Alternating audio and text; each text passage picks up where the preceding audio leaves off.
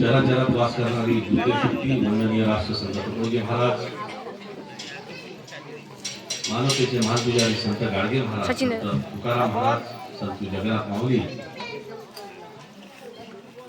रामदेव महाराज, सर्व महापुरुषांना, संत पुरुषांना मी डॉक्टर कुशाला विनम्र करतो. सर्वप्रथम आपणा सर्व भाविक भक्तांना, समस्त जनतेला नवीन वर्षाच्या हार्दिक शुभेच्छा देतो. आता काल बरंच मी अर्धा पाऊण तास संबोधन केलं, तरी आज रवी महाराज म्हणत होते की आज तुम्हाला गोपाळ करायला यावंच लागेल.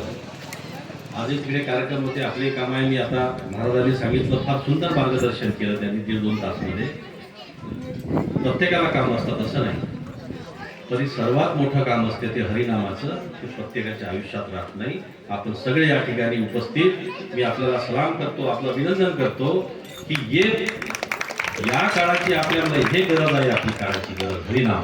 हरिनाम घे मुखाचे जप मानवा तुवाचे, तुटतील बंद सारे भव पास याची. याच्याशिवाय जीवनामध्ये काहीच नाही आहे. धन दौलत गाडी घोडा बंगला हे नश्वर आहे, नश्वर. महाराजांनी संस्काराबद्दल बोलले आपल्याला. पैसा आज आहे उद्या नाही आहे, पण तू संस्कार वस्तू हे कुठून विकत घेता येत नाही, आणि कोणाला विकत देता पैशाने विकत घेता येते का? ते संस्कार फक्त इथंच भेटते, ते गुरुदेव मंडळामध्ये. जगामध्ये अनेक वेद आहे, उपनिषद आहे, पुराण आहेत. ज्ञानेश्वरी माऊलीचे त्या काळातले 1200 शतकातले, 16व्या शतकात तुकाराम महाराजाचा आहे. आता तुकडोजी महाराजाची ग्रामगीता आहे. तुकडोजी महाराजाची ग्रामगीता आहे. या ग्रामगीतेनुसार जगामध्ये अनेक संत झाले, पण राष्ट्रसंत सारखा संत कोणता होणे नाही. या भारताचे पहिलं राष्ट्रपती डॉक्टर राजेंद्र प्रसाद हे जेव्हा गुरुकुंज आश्रमामध्ये महाराजाच्या आश्रमाची पाहणी करण्यात आले, त्यावेळी महाराजांनी बघितलं की त्या काळामध्ये त्यांनी उद्गारलं. ते म्हणाले की महाराज, मैंने पूर्व विश्व देश का भ्रमण करते हुए मैंने देखा है कि आपके आश्रम में या शिक्षित लोग प्रशिक्षित होते हैं. शिक्षित, इस देश के विभिन्न पदों में जाने वाले थानेदार, वीडियो कलेक्टर, उनको आप प्रशिक्षित करते हो. मैंने ये भी देखा है कि यहाँ आपने बड़े पैमाने पे शौचालय बनाए रखे हैं. मैंने ये भी देखा है आप यहाँ दवाखाना चलाते हो, हॉस्पिटल. त्या काळामध्ये आज महाराजांना किती दूरदृष्टिकोन असेल बघा. जे सरकार करू शकलं नाही ते संत करू शकतात. संत अमर असतात, त्यांना दूरदृष्टिकोन होती. म्हणून त्यांनी उद्गार काढले की मैंने महाराज जी देखा है इस देश का भ्रमण करते हुए, इस राष्ट्र का अच्छा सोचने वाला एकमात्र संत है, और वो है राष्ट्र संत तुकडोजी महाराज. तेव्हापासून महाराजाला राष्ट्रसंत पदवीने सन्मानित करण्यात आले. या देशामध्ये 70 लाख साधू जिवंत आहेत, पण राष्ट्रसंत नावाची पदवी कोणालाच नाही आहे. बाकी सगळे जेवढे संत आहे गल्लोगल्लीमध्ये, तुकाराम महाराज म्हणते ना, घरोघरी संत झाले फार, अरे पोटासाठी हिंडते दारोदार. तुका म्हणे त्याचे लंड हाणून फाड. हे सत्य असे संत कोणते कामाचे नाहीये, जे प्रबोधन करते, समाजसेवा करते, हे संत महाराजांना अपेक्षित होते. महावरखेडच्या एका भाषणामध्ये तुकडोजी महाराज म्हणाले, मैं चाहता हूं इस देश का आपका लड़का एक अच्छा डॉक्टर बने. मैं चाहता हूं इस देश का हमारा भविष्य, हमारा युवा इंजीनियर बने. मैं चाहता हूं इस देश का हमारा युवा अध्यापक बने, वकील बने. लेकिन वो वकील बनने से पहले, डॉक्टर बनने से पहले वो अच्छा इंसान बनना बेहद जरूरी है, और वो अच्छा इंसान हमारे गुरुदेव स्वामी मंडल के माध्यम से ही बन सकता है. सरकारने अनेक शाळा काळा उघडल्या आहेत. डॉक्टर बनायचं असेल मेडिकल कॉलेज उघडले आहे. तुम्हाच्या पोराला शिक्षक करायचे अध्यापक विद्यालय उघडले आहे. तुम्हाला पोरा इंजिनियर करायचं असेल तर इंजिनियर कॉलेज उघडले आहे. संस्कार द्यायचे असेल, त्या मुलांना घडवायचं असेल, त्याचं भविष्य घडवायचं असेल, शिक्षण वेगळं, भविष्य वेगळं, संस्कार वेगळं. ते फक्त एकच शाळा आहे, आणि अद्यावत राष्ट्रसंत तुकडोजी महाराजांनी उघडली आहे. त्या शाळेचं नाव आहे श्री गुरुदेव सेवा मंडळ. त्या शाळेमध्ये पोरांना पाठवा.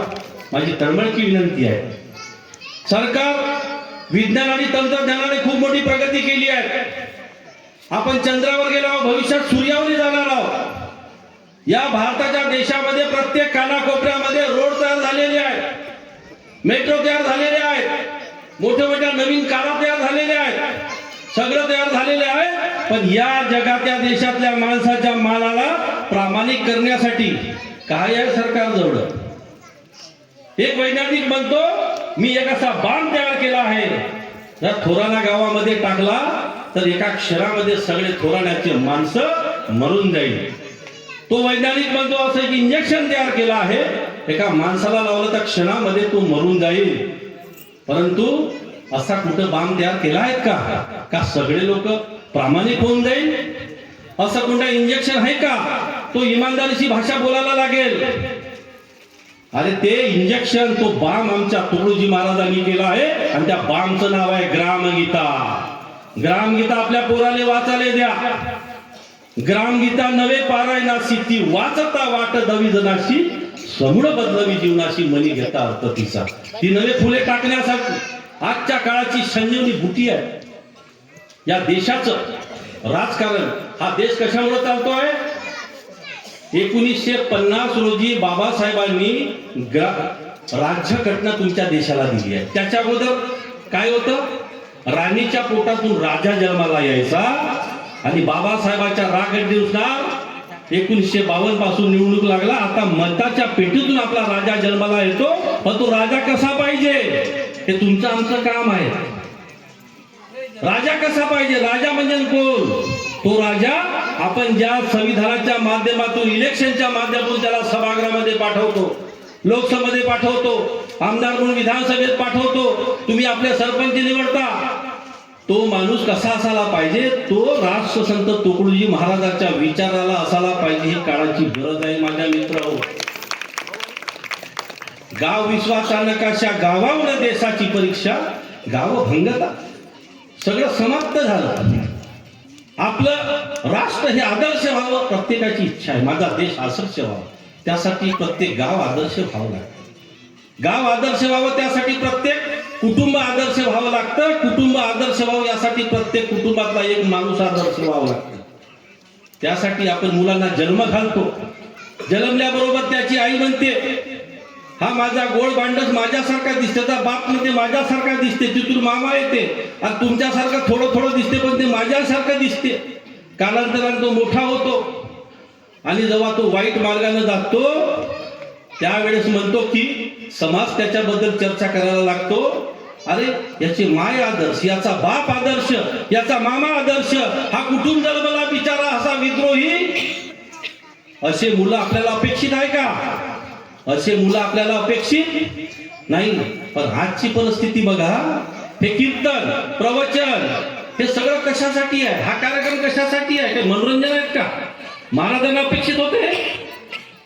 57 वर्षानंतर महाराजांना आपण आठवण करतो. महाराजांना आठवण करतो म्हणजे त्यांची ग्रामगीता स्मरणात, त्यांचे विचार आत्मसात करा, हा त्याचा मूळ अर्थ आहे. आजची परिस्थिती पहा. आपण आपलं आयुष्य जगलो माझ्या माता हो, सगळे जगलो ना का आपलं बी टाकायचं आहे पुन्हा. आता खरं या देशाचं भविष्य आपले लेकर आहे. मी कालही सांगतो वारंवार, त्या मुलांना घडवणं कर्तव्य आहे. आज एक चांगला बाप म्हणतो माझा मुलगा मॅट्रिक मध्ये गेला, त्या शाळेत जाऊन विचारतो हा पोरगा कसा नापास झाला. तो मॅट्रिक वाला शिक्षक म्हणतो हा प्राथमिक 7व्या वर्गातूनच कसा आला. तो 7व्या वर्गात जातो, त्या शिक्षकाला विचारतो माझा पोरगा नापास कसा झाला. तो 7व्या वर्गामध्ये प्राथमिक शाळेतूनच तसा आला. प्राथमिक शाळेत शिक्षक जातो, तो म्हणते तो बालवाडीतूनच तसा आला. हा बालवाडीत जातो, तो म्हणतो तुमच्या घरूनच तसा आला. तो बाप दादा मायेकडे जातो, ते मा हा नापास कसा झाला. त्याची मायका म्हणते मी तरी का घरून साला जन्मालेच तसा. हे परिस्थिती आजची आहे आपली. तुमच्या हातामध्ये आहे सगळं. माझ्या बापानं नाही शिकविला, थोई बापाचा भागीदार झाला. आज कसा मुलगा अपेक्षित आहे? काल रवी महाराजांनी कीर्तनामध्ये मी 15 मिनिट बसलो पा. आज के सान सान उद्याचे कार्यकर्ते होतील आणि काय देशाचा पांग फेडतील उत्तम उत्तम गुणांनी. पण आजचे पोट्टे धूर सिगरेट ओढून धूर सोडतील, तेल लावून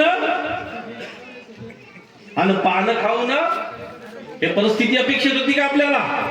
पण हा जशी परिस्थिती आहे, शाळा कॉलेजमध्ये जाऊन पहा, आमचे पोरं हे तुमचे पोरं या देशाचं भविष्य आहे. संपले. आज मी अनेक राडेगण सिद्धी महाराजांनी सांगितलं, राडेगण काली सांगितलं, राडेगण सिद्धीला निवडणूक झाली. भास्कर पेरे पाटलाकडे पाटोद्याला मी स्वतः त्याला बोलवलं. 7,000 महिलांना साडी वाटप केले. निवडणूक झाली नाही. ती हिरवे बाजार निवडणूक झाली नाही. निवडणूक झाली नाही. मग गाव आदर्श कसं झालं असेल हो? त्या गावामध्ये 100% ओलिताची जमीन. त्या गावाची काली सांगितलं एकही पोलीस स्टेशनला रिपोर्ट नाही. त्या गावाची कोर्टात कुठे केस नाही. त्या गावातला मुलगा जर प्रशासनात अधिकारी म्हणून गेला, आपल्या उत्पन्नाचे 10% त्या गावाला देतो. तो गावाला देतो. कुठला शासन आणि प्रशासनाचा हातभार नाही आहे. गाव आदर्श झाल्यावर अब्दुल कलाम गेले. अब्दुल कलामजीने त्यांना 2 करोडचा चेक दिला आणि त्यांना सुझाव दिला. भास्कर पेरे पाटील आपल्या मनोगतामध्ये प्रत्येक वेळी सांगतात सरपंच कसा असावा. माझे आदर्श, मी जो फिरलो आहे ते माझे आदर्श अब्दुलजी कलाम आहे. अब्दुलजी कलामची काय 1000 करोडची प्रॉपर्टी बनवली आहेत का? अरे 15 दिवसा अगोदर मी त्याच्या घरी गेलो. माझ्याकडे व्हिडिओ आहे. त्याच्या पुतण्याला बघितलं. तो तर ब्रह्मचारी माणूस होता. त्याचा पुतणे 2 मोठ्या भावाचे मुलं आणि 1 मुलगी. तिथं अलाउड नव्हतं आम्ही टुरिस्टला. परंतु मी आमचे हंसराज यांच्या सोबत दिल्लीला गेलो असतो अब्दुलजी कलामकडे. ते फोटो दाखवून एक चांगला माणूस म्हणून ही भगवी टोपी म्हणून त्याला प्रवेश दिला. हा पावर आपल्या भगव्या टोपीमध्ये आहे, लक्षात ठेवा. आतमध्ये मला प्रवेश दिला. त्यांनी आम्हाला चहा घेतला, सगळं चर्चा केली आणि सांगितलं मला आपकी प्रॉपर्टी क्या है, संपत्ति, कलाम जी की संपत्ति, क्योंकि हमारे नेताओं के तरफ तो बोला 5 साल में 1500 करोड़ आते हैं. अब तो राष्ट्रपति है, इतना बड़ा हुद्दे पर रहने के बाद त्यांनी माहिती आहे काय सांगितलं? ना माझा प्लॉट आहे, ना माझी जमीन आहे,